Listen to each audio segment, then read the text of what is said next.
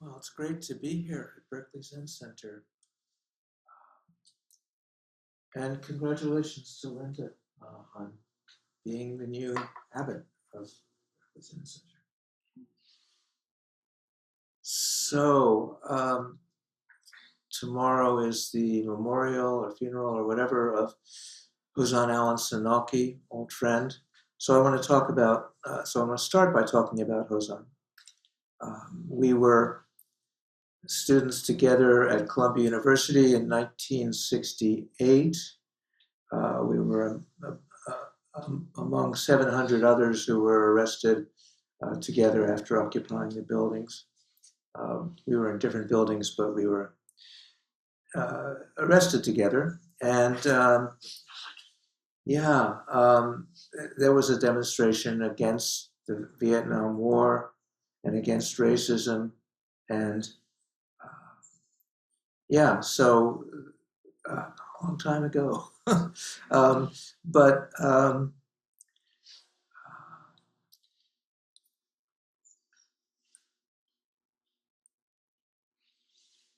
This was a couple of weeks after Dr. King was killed. And Alan became a very great scholar of Dr. Martin Luther King and his work and looking at it from a Buddhist perspective. In 2003, Alan and I were arrested together again. We were Zen priests by then at the Federal Building in San Francisco, protesting the invasion of Iraq, which happened even though there were hundreds of thousands of people protesting it beforehand around the world.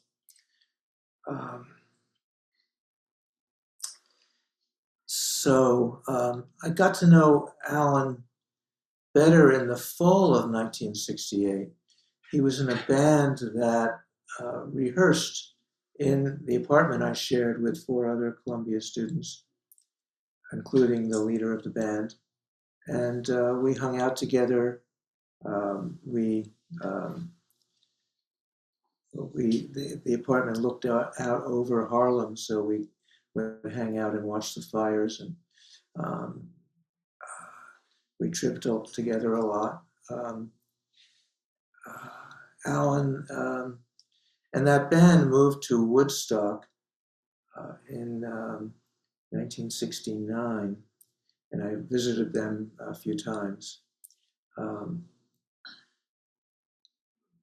And Alan continued making music, as you all know. He was a solo artist and was in various bluegrass groups. He did a couple of CDs, Everything is Broken and Wooden Man, later on. So Alan and I got to know each other better again in 1985. I had been head doan. I was head doan for the summer. I'd been at Tassajara for a couple of years. And amongst the new guest students coming in was the name Alan Sanoki. And of course, there couldn't be 2 of them. So we reconnected. And he'd been practicing here at the Berkeley Zen Center while I'd been at Tassajara. Later, we collaborated and consulted about Buddhist teaching and activism, Buddhist activism.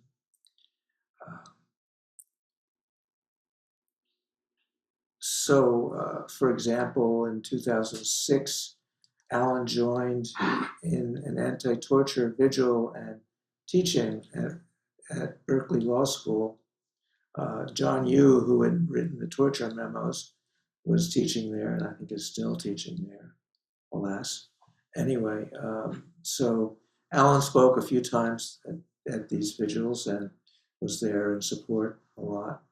And then at the end of that year, beginning of 2007, I relocated to Chicago, to Ancient Dragon's Zen Gate, where I'd been traveling to for a few years, and Alan actually spoke at Ancient Dragon Zen Gate 14 times from 2009 to 2023. He also performed musically occasionally. Um, so we consulted together about our sanghas, about his being assistant vice abbot at Berkeley Zen Center, about issues I had at Ancient Dragon Zen Gate. Um, and, we were friends. It was good. Hozan was part of many different communities. Of course, here at Berkeley Zen Center, but also um, he was involved in music with various groups. He traveled widely. He was in Burma many times helping Buddhists who were protesting the military dictatorship there. And then later on, he was helping, supporting the Rohingya Muslims who are being persecuted still by the Burmese government and Burmese Buddhists. So Alan did a lot. He was really energetic. He was really, you know, out there. He went to India where he helped Dalit Buddhists, and he became a scholar of Ambedkar, um, who was the founder of the Dalit untouchable Buddhists, um, and the spreading of Buddhism again in India.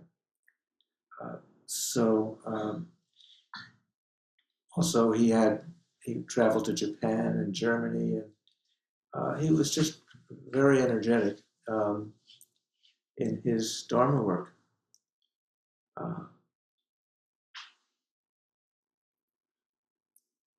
And he worked with engaged Buddhist groups around the world.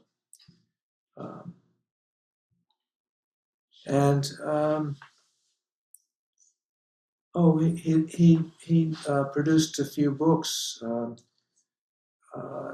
Heirs to Ambedkar, Bodhisattva Embrace, and then Turning Words, which is a wonderful book that it takes phrases, words, turning words from different American Zen teachers and actually international Buddhist teachers, and phrases that actually impacted Alan. So it's a very personal book, but it's really good. Um, so yeah, I want to say more about Alan, but I don't know. It's difficult. There's a funeral tomorrow at Freight and Salvage, and I'll be there. And I don't know if Lori's here. But... Oh, hi. Yeah, Lori was at Tassajara too back then. She was Tenzo, I think, around the time that Alan came. And so, yeah, Lori and I go back a long ways too. So, yeah, Alan was just Alan. He was really, he understood a lot. He was savvy about a lot. He told me that once that I was like an Old Testament prophet because I even from the Dharma seat as I'm going to now, spoke about political things. Politics is just another way of being involved with bodhisattva work.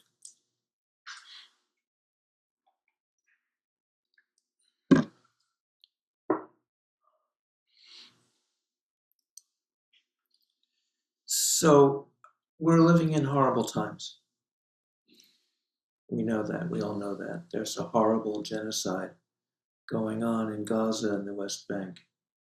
It's an American genocide. We're supplying the arms. I mean, the Israeli government is, and the Israeli defense forces are involved, but it's really uh, an American as well as an Israeli genocide, supported by our tax dollars. And it's kind of bipartisan, although it's starting to shift, just barely starting to shift, after mass slaughter of children and starvation now. It's just horrible. What to do? What to do? And the people who, as college students and many others of us who are advocating for opposing Israel's policies are stamped as anti-Semitic, and it's just not true. Like Alan, I was raised Jewish. I was um, bar mitzvahed at Tree of Life Synagogue in Pittsburgh, a few blocks from where I grew up, which was the site of a massacre in 2018. So there's real anti-Semitism, but opposing the government of Israel is not. And so never again, this the phrase from the Holocaust applies, not just to Jewish people, it applies to anyone. So anyway, I'm going to give a litany of some of the horrible things that are happening. Immigrants are being deported without due process. I don't know if it's dangerous, if ICE raids are up here in San Francisco now. They are certainly in Los Angeles, and it's people are being rounded up and deported because of their skin color, because they're Latino. Healthcare is under attack. Women are under attack. Women's healthcare particularly, but women in general. There was a Republican state legislator who has advocated that women not be allowed to vote anymore. And so, horrible things are happening under this billionaire regime. There's an end to the Department of Education. There's an end to climate science. So the Environmental Protection Agency is being decimated with the slogan, "Drill, baby, drill." And Columbia University, where Alan and I were arrested, is now very much involved in supporting the Trump regime and attacking students who are protesting.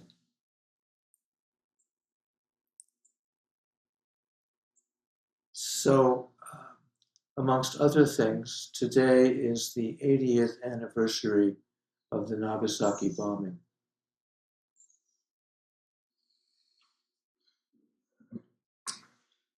So nuclear danger remains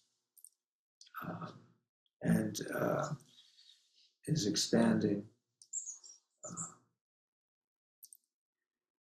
The bombing at Nagasaki 3 days after the Hiroshima bombing was really unnecessary. I mean, the Hiroshima bombing too. The Japanese were about to surrender, were trying to surrender. And I think President Truman went to okayed the bombing of Hiroshima because of,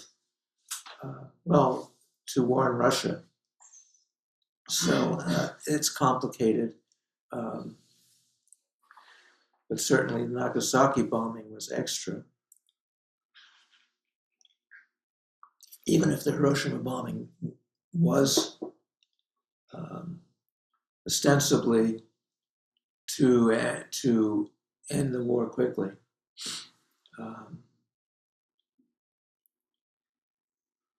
I saw something that President Truman didn't even know there was going to be a bombing at Nagasaki.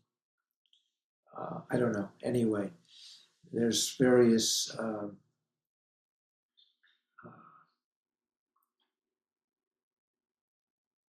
information about that. So, what do we do? How do we respond to all of this? Despair, despondency is not helpful. We can all feel that given the state of things in our country now, but it's not helpful. What is helpful is paying attention,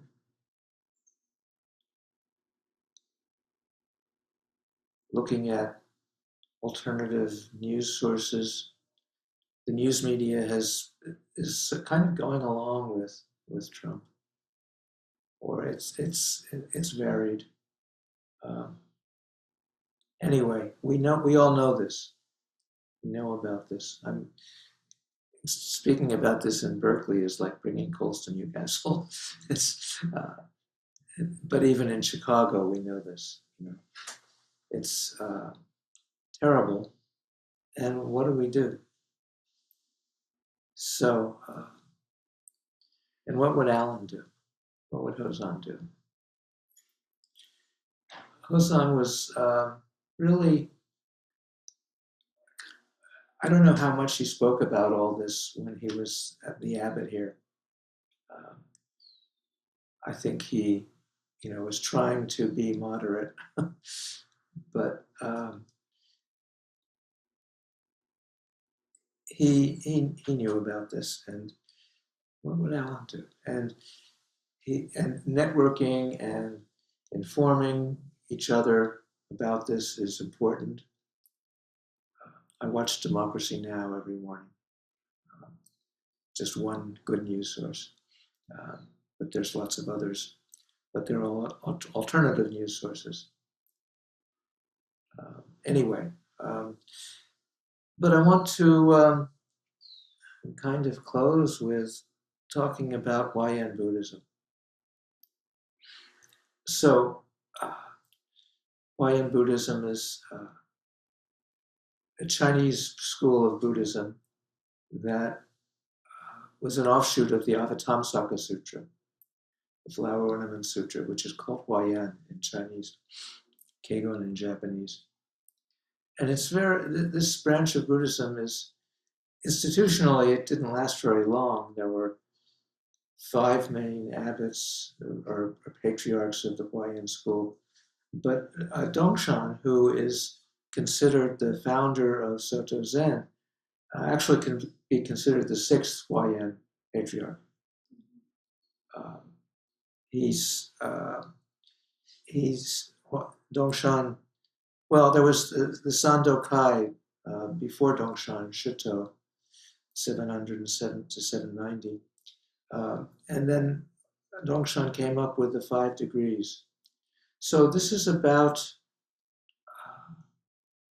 seeing the phenomenal world, the world of particulars, the world of all of the things that are happening and now, but also balanced by seeing the ultimate reality of wholeness, which we taste, at least in our zazen.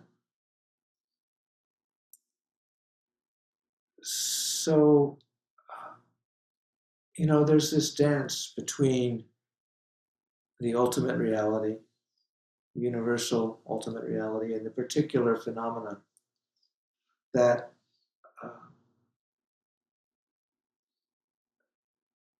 includes the billionaires and all of the things that are happening now. But the fundamental truth is that we are all connected. We're all connected. We are all particular, but also part of one body, and not just people, Republicans and Democrats and independents, but also the trees and the flowers and the birds and even the rocks and mountains. And so Soto Zen is very much follows Huayan. Huayan Buddhism is actually, uh, there was a recent academic conference where there were scholars from East Asian Buddhism, from all the different traditions of East Asian Buddhism. And they all agreed that Huayan Buddhism was fundamental to all of them, even, Jodo Shinshu and Nichiren and, all of the different branches of Japanese Buddhism and East Asian Buddhism and Korean Buddhism. Korea was very much influenced by Huayan. So this balance, this, Suki Roshi talked about losing our balance against a background of perfect balance. This balance of the universal and the particular. So we're all connected, and we're also connected in time. So, Dongshan lived in the 700s and 800s, and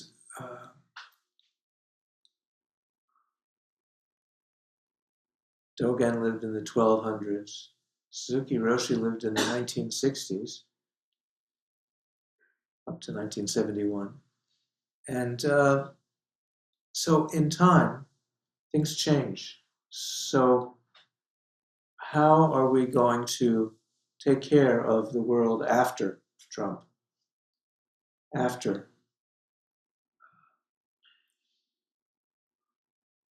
And there's tremendous damage being done now. I mean, and it's going to be a long haul. But we don't know how things will work out. We don't know. There's a great Zen koan about how not knowing is most intimate, not knowing is nearest. We don't know the results of all of this. We don't know how it's going to be. But we know that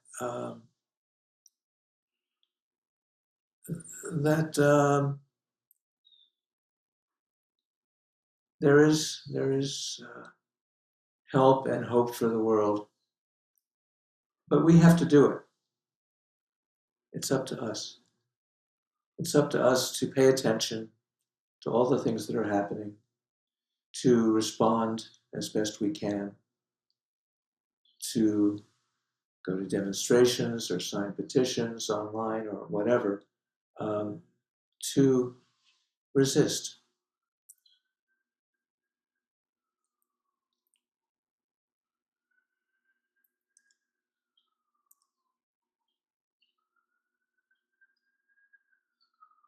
So all the terrible things that are happening, the climate damage and the climate storms and wildfires and hurricanes, and it's all exacerbated by climate.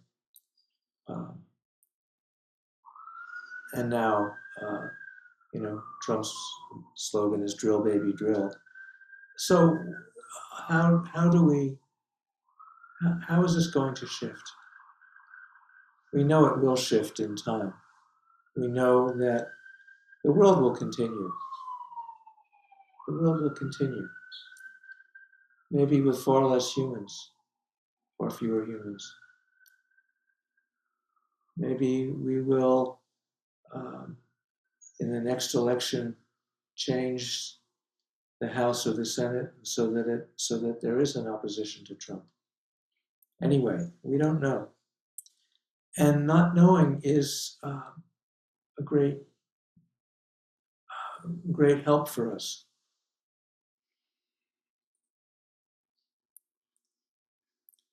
We can overcome our despair The despair isn't necessary. There's damage being done. There are people being harmed. It's really horrible. But how do we keep a positive outlook? How do we respond?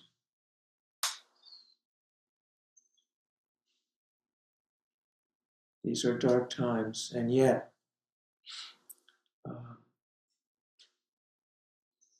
we are losing our balance against the background of perfect balance.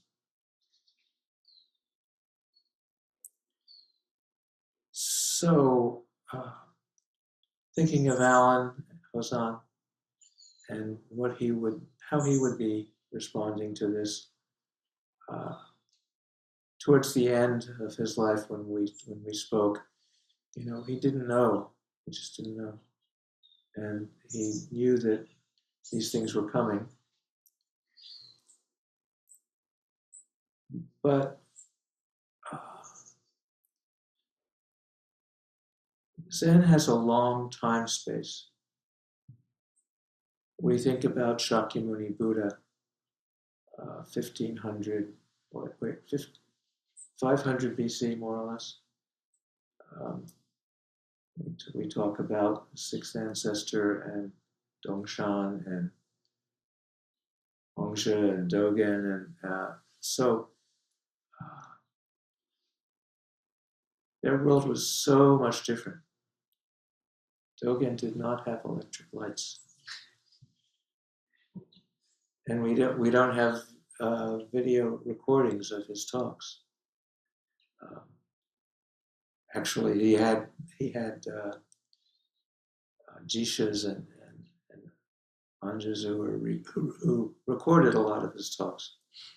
So he left Shobogenzo and Eikoroku, and so we have a lot of his perspective. So thinking about Dogen was 800 years ago? Is that right? 800, 900 years. So what's the world going to be like in 800 years? We don't know.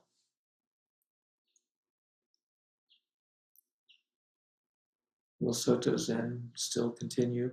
Will people walking by the Berkeley Zen Center still have a place to go? And just in 100 years, in 200 years, 300 years, we have to think in terms of a long, long time span. And it's up to us right now to do what we can do.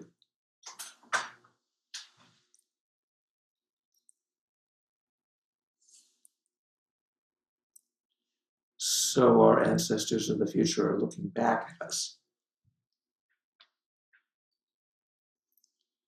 wishing us well.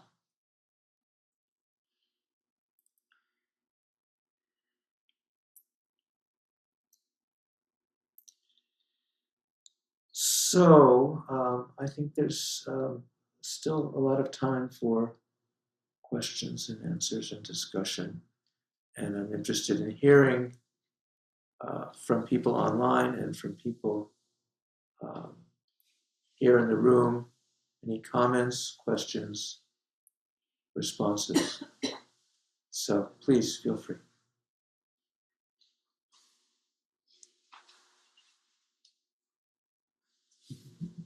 Hello. Taigen Roshi, thank you very much for your talk. Hi, Greg. When I think about your activism, which has been ongoing for as long as I've been aware of your existence, I think the thing that I've heard you speak about the most, and the posting on the AZTA and SCBA listservs the most, is climate. Is the climate crisis. Right. Because I think that it's just fundamental to everything. Yes, it is. And I feel like I want to play Old Testament prophet myself right now. They say nature bats last. Right now, the fires in Canada, so much of Canada is on fire right now that they can smell the smoke in Europe. And this is not getting better. It is getting worse. Yes. And I feel that all the human antics, all this nonsense that's going on that's causing so much pain and suffering is going to be eclipsed by the climate crisis, which is just getting worse to the point where we humans are just going to be struggling to stay alive, struggling to merely exist. And that's going to level everything. That's what I think. So I'm very extremely sad about war and political nonsense and needless suffering, genocide, all of it.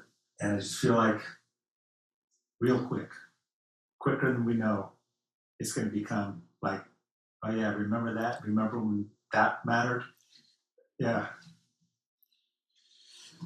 Yes, I think that's right. And the climate situation is bad. It's not something. It's I don't know about tipping points, and there's I read various things, and but I think there is, as bad as it may be, and it may be that I mean the planet will survive. Human beings may not, but also human beings are resilient and adaptable, and whatever is coming, I think at some point people are going to wake up. I mean, well, lots of people have woke up already about this, but yeah, I don't have any answers, but I know it's critical, and we need to keep paying attention to it. And alternative technologies, I don't know, but you know, in many places in Europe, for example, there is solar power and geothermal and wind power that is sustaining much, if not most, of the energy needs. So there are countries where that's happening. We have the technology, actually. Um, and there may be various fixes that are needed. We have the technology. We just don't have the political will, at least in this country. And so, yeah, it's gonna be bad. But there's so many things that can go wrong, and the nuclear danger is really serious too. So that's this is a terrible time. However, there's an old story that bodhisattvas from many different realms, different solar systems, different I don't know what, different dimensions, are all lined up waiting to be born here because they know that this is the place where they're most needed. So, the Lotus Sutra has that wonderful chapter about the bodhisattvas emerging from the earth. And yes, so there will be help. So we have to keep paying attention, keep looking at climate, keep looking at nuclear danger, keep looking at the ice agents, horrible stuff. So I don't know, but I share your concerns. Thank you, Greg. Ken and Katie have a comment online. Yes. Who? I can't really see who's online, but please. Yes. Who is this? I'm sorry, not me. I don't know why it went to me. Okay. I'll start. Thank you so much for your talk. There we go. And who are you? I'm And sorry. Kate, I've been practicing at BZC since 2009, something like that. Thank you. Okay. And I'm part of a small group of folks from BZC who are in our group. We're focusing on activism and organizing and the action side of things, but grounded in Dharma and practice. We call ourselves Zen Action and Practice because it abbreviates to ZAP. But I really appreciated how in your talk you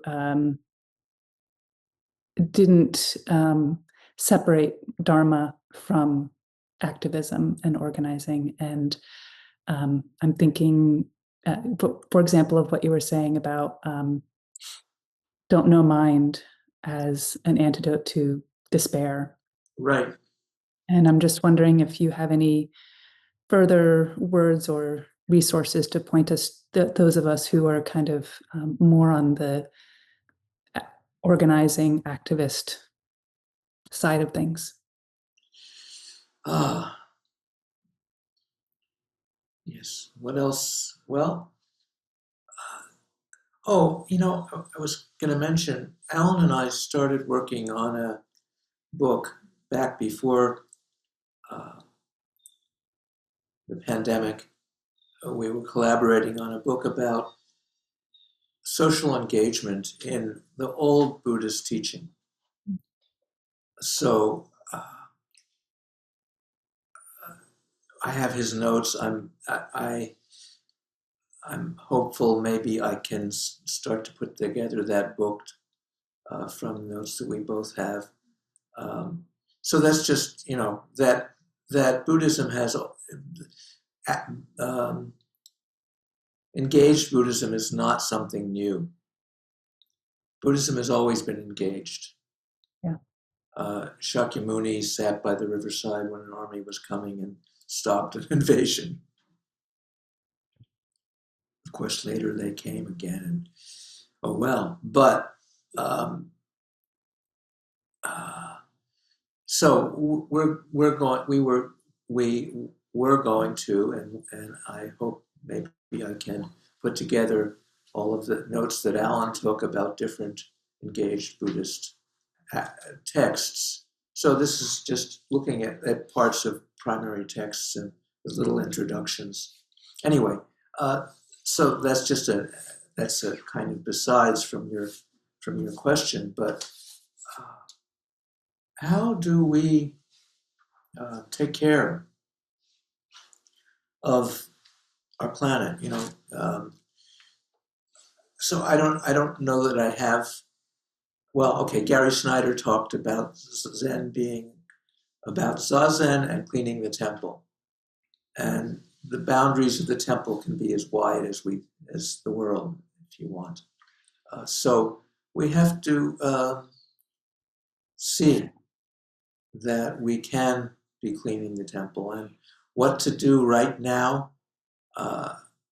Demonstrations actually make a difference. This is story. So I got to know Dan Ellsberg when I was doing the anti-torture vigil, and he told me a story that,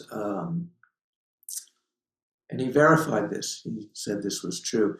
That President Nixon was sitting in the Oval Office one day with Henry Kissinger, and he decided to drop nuclear bombs on Hanoi. He decided that's what we're going to do.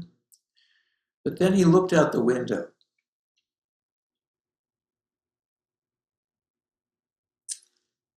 And there were hundreds of thousands of people protesting.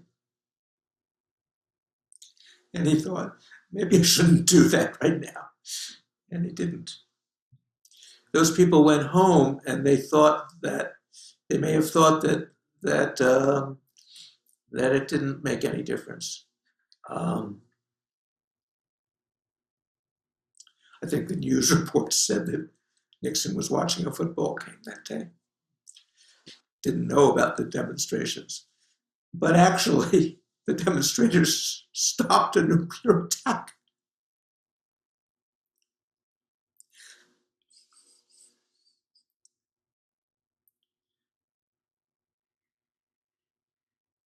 So we don't know. We don't know what to do. But all of the different things, sanctuaries, sanctuary cities for Latino people, Hispanic people, trying to identify, the ICE operatives. Anyway, there are things to be done. Speaking for the climate, so there are things to be done. Yeah. Thank you, and thank you for bringing so much of Hozan forward today.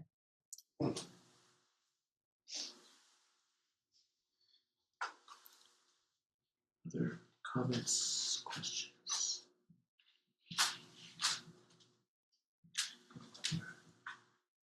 Welcome, and I encourage you to do that book. I would look forward to doing that. Quickly, what would Dogen do? Because he basically was run out of town, and also Hozan told a story often about where they were going to do the sit-in, but the students of color, specifically the African American students, were like, "That is cool for you, but it's a little dangerous for us." Right. Perhaps you want to give your interpretation of that. Again, thank you. Yeah, well, okay, two questions. What would Dogen do, which I'll come back to, but what happened at Columbia was that we took over the main college teaching building and stayed there overnight. And then the Black students asked us to leave in the morning because white students were undisciplined, were unruly, were making a mess. And the Black students said, "Go take over other buildings." So we did. I was one of the people who broke into Low Library where Alan was arrested that morning. And anyway. Did you have a feeling about that? We had a feeling that the war in Vietnam was terrible and we had to do something. And Dr. King had just been killed, and Columbia built a gym which was in Morningside Heights, taking away a place for Black people and expanding. But yeah, it was actually the Blacks in Hamilton Hall who really made that event happen. We didn't really know it till 40 years later. There was a kind of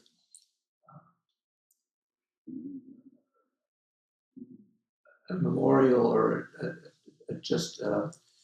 we got together at Columbia and found out about this. So yeah, that's the story that Alan tells, I'm sure. Alan told. Yeah. And what would Dogen do? Well, Dogen lived in a totally different time. There was not even the pretense of life, liberty, and the pursuit of happiness or equal justice under the law or anything like that. It was a feudal society. So it's not, the question is wrong. What would Dogen do? Well, Dogen was committed to Zazen. Dogen was committed to seeing that all being, the rocks and the birds and the trees and all being was alive.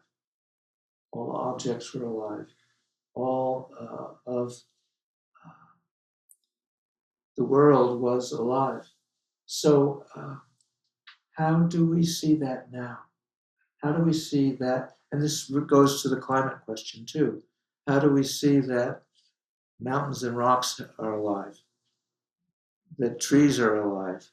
We know now that there are these fungal, mycorrhizal, whatever networks underneath forests where trees can respond to other trees and warn them of dangers and share nutrition And so, yeah. What would Dogen do? Thank you for that question. Yes.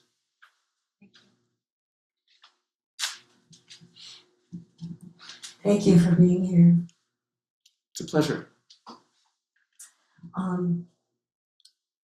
What would Dogen do? I think it goes back to watering beneficial seeds. That's what we can do. We water the beneficial seeds and pay attention to what works. Yeah. And work for that. What's effective? What reaches you?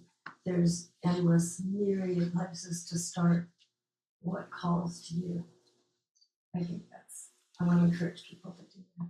Yes, and yes, thank you. Yes, and each of us can take on some issue, some context, and work at it, and work with organizations that are doing good things. Work with the ACLU, or work with Greenpeace, or work with, find an organization that's doing things that you agree with, and support them in whatever way you can. Yes, back there.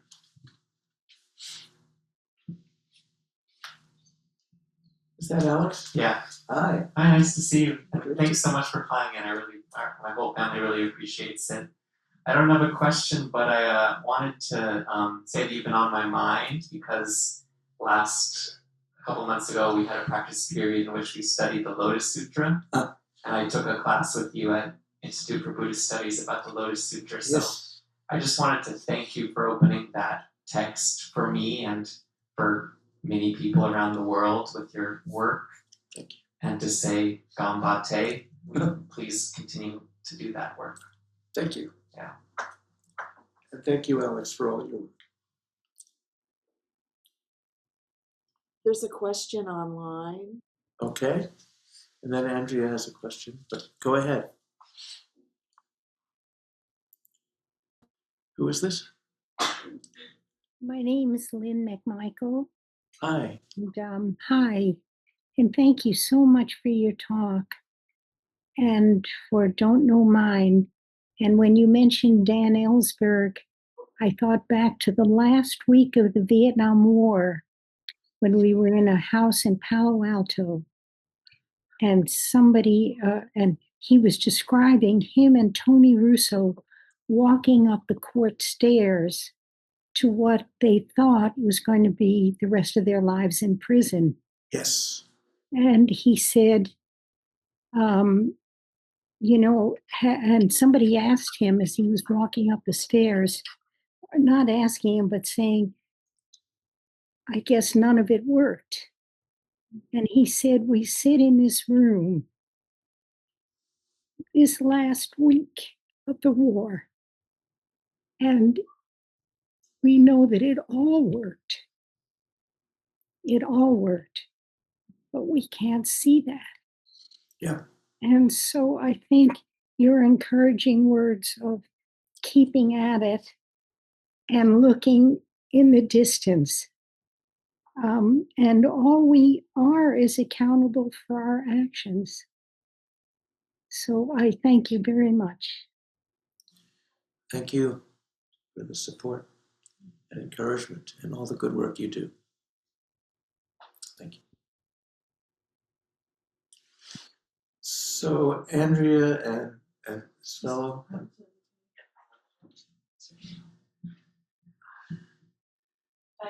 Thank you so much for being here. In these last many months, the times I've missed Hozan the most is when I've been grappling with these questions. He was so deep, he had such a deep understanding of politics and history and things. Yeah. And thank you for opening this discussion. I want to share a conversation that I had with him and get your thoughts about it. We were talking not so long before he died about Palestine and Gaza. And I asked him, how is healing possible? And he said to me, it may not be.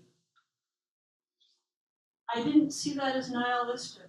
Right. I actually saw that as a way forward. And I wonder what comes up for you and if you could share your thoughts on that comment.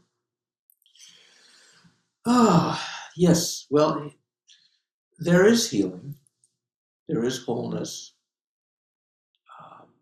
We each have some experience of that through Zazen. But in the world at large, there are people who, whatever it is, 30% of the population who are adamantly for Trump, and his shenanigans. And we haven't healed from the Civil War, there's still the racism. So, yeah, healing, what healing is not clear. And how we can take hold of the parts where we can heal and respect the people who voted for Trump. They have their own fears. They have their own, it's not a matter of us and them. It's just not. We're all in it together. And some people, maybe don't know it or whatever. But so it's not about healing exactly. It's about how we move forward. That's how I understood. Thank you very much. And this fellow over here has a... What? Peter. And then there's somebody back there. Yeah. Thank you. Thank you for your talk and for coming. This may be obvious to everyone, but I'll just say it. In addition to helping with despair, I think not knowing is also where we can get the inspiration for how to act. Ah, good. Yes. Yes. Well, no, say more, please. Don't know. Okay. That's it. Yes. We don't know. Just, in my experience, when I'm at a loss for what to do, the only way to know what to do is to let go of everything I think I know.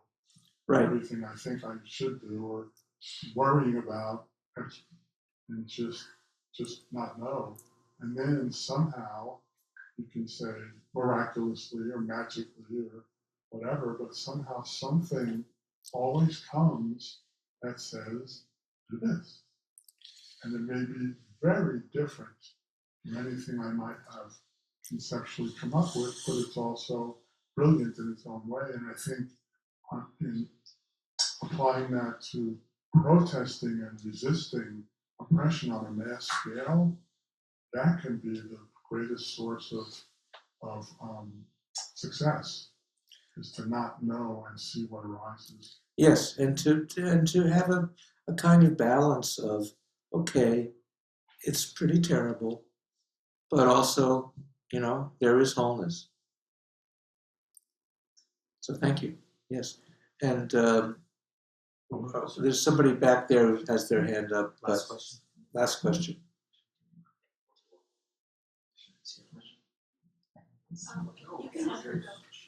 There's somebody way in the back who had their hand up. I can't really see back there. Thank you for your talk. One thing Alan talked a lot about, one thing I felt like I learned from him, he talked about always having a long view. Yes. He said it that way, take the long view about people, about institutions, about movements, about actions.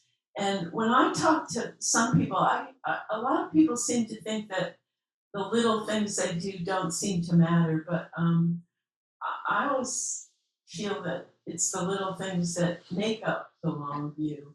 Yes. And that step by step is really important.